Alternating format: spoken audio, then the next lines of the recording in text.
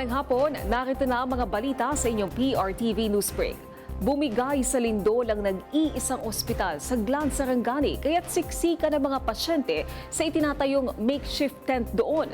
Sa detalye, alamin natin mula kay Noreen Igonia. Noreen? Yes, Naomi, maliban sa mga nasirang infrastruktura gaya ng kalsada at mga tulay, problema din ngayon sa Glan Sarangani Province ang kanilang nasirang hospital matapos ang 7.8 magnitude na lindol.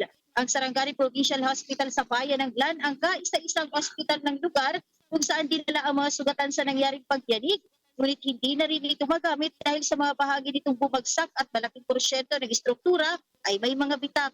Kaya gumawa na muna ng makeshift facility sa labas ng gusali ang pamuna ng ospital upang doon nagamutin ang kanilang mga pasyente. Bagamat nasa labas na sila dahil siksikan at walang kuryente, wala din itong ventilasyon kaya mano-manong pinapaypayan ng mga watchers sa kanilang mga pasyente.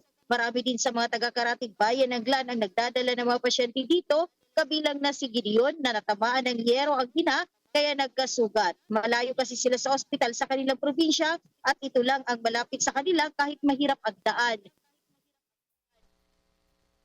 Almost 1 hour bago pa ako nakapunta doon sa amin para i-check siya kasi siya lang yung tao sa bahay.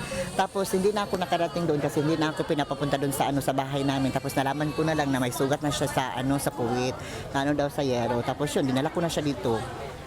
Oo. Tapos yun sabi niya, hindi na rin niya alam pero according to my source, daw, sa yero daw. Oo. Ito po ba ang pinakamalapit na ospital sa inyo? Opo, easy access kasi dito.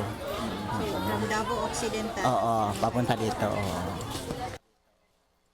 Problema din nila ang patuloy na pagulan sa lugar dahil ang tent sa makeshift facility ay napupuno din ng tubig ulan na minsan dahilan ng pagkabasa ng mga pasyente.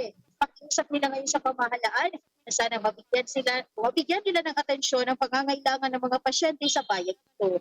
Yan muna ang latest na mula dito sa Sarangani Province. Noreen Igonia ng PRTV News, nagsaservisyo para sa Pilipino. Maraming salamat, Noreen Igonia.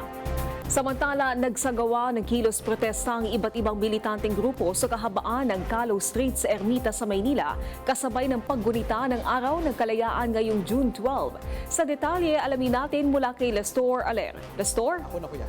Medyo. Naomi, pasado alas 11:30 ng umaga nang matapos ang programa ng iba't ibang militanteng grupo dito sa Calo Street sa Ermita, Maynila ngayong Araw ng Kalayaan, June 12. Nagsimulang magmarcha ang mga rallyista dito dakong alas 9 ng umaga kung saan sumalubong sa kanila ang puwersa ng pulisya na nakapwesto sa intersection ng J. Bocobo Street at Calao Street. Dahil dito nagkaroon ng tensyon sa pagitan ng mga rallyista at ng mga pulis. Sinubukan kasi ng mga ito na tanggalin ng nakaharang metal barrier sa parehong kalsada. Pero bigo pa rin ang mga ito na makapasok papuntang US Embassy sa Rojas Boulevard. Ayon kay MPD District Director Police Brigadier General Arnold Santiago, unang pagkakataon nilang ginawa ang pagharang gamit ang metal barrier. Aniya, hindi nila nais maulit pang muli kasi ang nangyari noong May 1 kung saan tumaas ang tensyon sa pagitan ng dalawang panig. Samantala, may isang rallyista naman ang nagvandal at pininturahan sa muka ang isang pulis. Sa ngayon, Naomi, bagamat tapos na yung rally ay nakaposisyon pa rin ang mga metal barrier dito sa kahabaan ng kalsada ng Calao. Dahil dito, sarado pa rin ang eastbound at westbound lane ng Calao Street. Kaya abiso sa ating mga motorista na dumaan sa alternate route at magbaon na rin ng pasensya. At iyan ang latest update dito sa Calao Street sa Ermita, Maynila. Balik sa iyo, Naomi. Maraming salamat, Lestor Aler. Mula sa Calao, dumiretso tayo sa Senado kung saan may mga nagpoprotesta din ng mga grupo doon. Naroon si Angela Babad. Angela?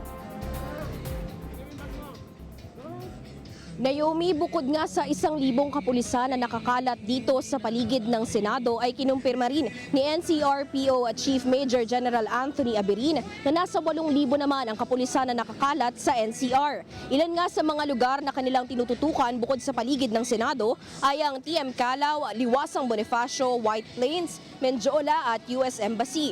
Samantala, pasado alas 10 naman ng umaga nang nagsidatingan naman dito ang mga Duterte Rider supporters. Mga motorista lista nga ito ng mga taga-suporta naman ng pamilyang Duterte. At dahil nga dito mas naging mahigpit na ang seguridad dito sa paligid ng Senado. Kung kanina may access pa dito sa may waiting shed ng Senado ang mga taga-suporta ng pamilyang Duterte, ngayon nagkaroon na ng barikada dito sa aking likuran. Malapit ito mismo sa vicinity or sa may gate ng Senado. At ayon sa mga DRS ay mamayang hapon magsisimula nga ang kanilang programa at posibleng umabot nila sa 3,000 to 10,000 na mga rallyista ang magtutungo nga dito sa Senado mamaya-mayang hapon yan. At yun muna ang latest mula dito sa Senado. Balik sa inyo dyan, Naomi. Maraming salamat, Angela Babad.